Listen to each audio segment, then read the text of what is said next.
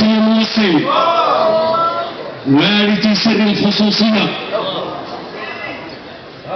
سيدي جمال حفظه الله ورعاه.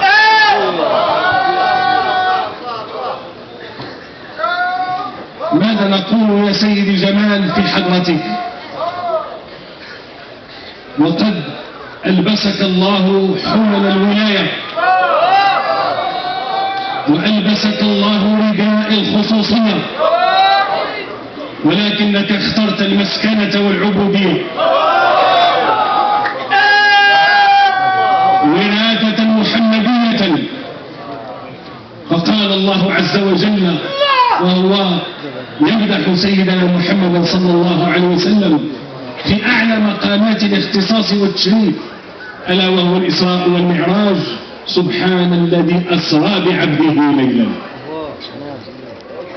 إن هذه العبودية التي تفضل الله بها على شيخنا سيدي جمال هي الدرس الأوحد، وهي المنار الأوحد والسبيل الأوحد للدخول على الله. فلذلك أهل الله يدلون على الله بالحال ولا يحتاجون إلى المقال. أخواتي الفاضلات الذاكرات، إخواني الأفاضل الذاكرين، من شرف الله تعالى على هذه الأمة المحمدية أن جعل الله فيها من العلماء، وجعل منها الشهداء، وجعل منها الأبرار، وجعل منها الأخيار، وجعل منها المبلغين رسالة رسول الله صلى الله عليه وسلم، وجعل منها الأولياء والأصلياء. فصدق قول الله عز وجل: كنتم خير أمة. فالخيرية بهذه المقامات وهذه المراتب وهذه المكانة التي تشرفت بها أمة سيدنا محمد صلى الله عليه وسلم.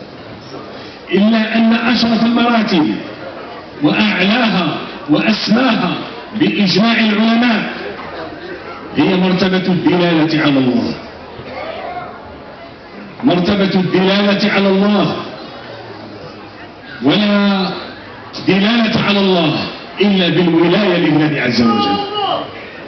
فالدليل على الله ولي الله، والدليل على الله محبوب الله، والدليل على الله صفي الله. فلذلك أولياء الله العارفون بالله لم يقنعوا بأن يكونوا محلا لتلقي العلوم فذلك مقام، وإنما أرادوا أن يكونوا محلا لتلقي الأنوار والأسرار الإلهية. فدلوا على الله بالله، فدلوا على الله بالله، فكانوا أولياء الله. فكلامهم بالله، وسمعهم بالله، وأخذهم بالله، وعطاؤهم بالله. فصدق فيهم قول رسول الله صلى الله عليه وسلم: سيد الأولياء والصالحين، من عادى لي وليا فقد آذنته بالحرب، وما تقرب إلي عبدي بشيء أحب إلي مما افترضته عليه، ولا يزال عبدي يتقرب إلي بالنوافل حتى أحبه، فإذا أحببته كنت سمعه الذي يسمع به، وبصره الذي يبصر به، ويده التي يبطش بها، ورجله التي يمشي بها، ولئن سألني لأعطينه، ولئن استعاذني لأعيذنه. فلذلك من عاد أولياء الله فقد عاد الله. أتعلمون لماذا؟ لأن الولي هو المحل الذي يتكلم فيه الله، هو المحل الذي ينطق فيه الله، ويدل الله عليه بأولياء الله. سبحان من لم يجعله دليلا على أوليائه إلا من حيث الدليل عليه، ولم يوصل إليه إلا من أراد أن يوصله إليه. فالحمد لله أوصلنا الله إليه بوصولنا إلى شيخنا سيد الجمال. ومن شرف الله عز وجل على الطريقة القادرية الوجيهة أن جعل فيها هذا السر مصونا محفوظا وليا عن ولي. وصفي عن صفي إلى سيد جمال. كلهم أنوار، وكلهم أسرار، وكلهم نجوم في سماء الولاية والصلاح. سيد المختار العالم الولي المجاهد الذي جاهد من أجل هذه الأمة المغربية ومات شهيدا.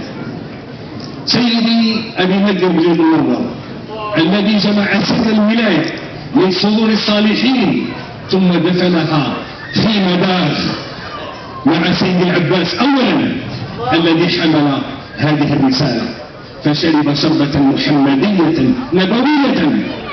ثم من بعده سيدي حمزة بن العباس قدس الله سره الذي سار بالطريقة سيرا عظيما بحنكة فائقة وبقيادة فريدة، فأوصل الطريقة إلى الكونية والعالمية.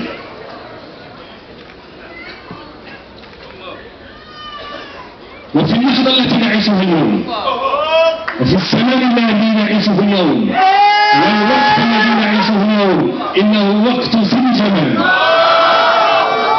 وزمان سيد جمال ونور سيد جمال ومعرفة سيد جمال وتربية سيد جمال وسلوك سيد جمال.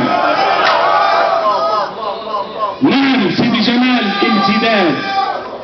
امتداد طبيعي لسند الولاية في هذه الدار، ولكنه امتداد بالخصوصية وامتداد بتفرد، فهو الولي العارف المجدد والشيخ الكامل. سيكمل رسالة سيدي حمزة على أحسن الوجوه. والجميل أيها السادة الكرام أن سيدي جمال حفظه الله، وهذا شيء يجب أن نعيده وأن نكرره وأن نتكلم فيه كل يوم، أنه منذ أن تولى سيدي حمزة المشيخ روى لنا سيدي جمال بسنده، وهو الصادق المصدوق، أنه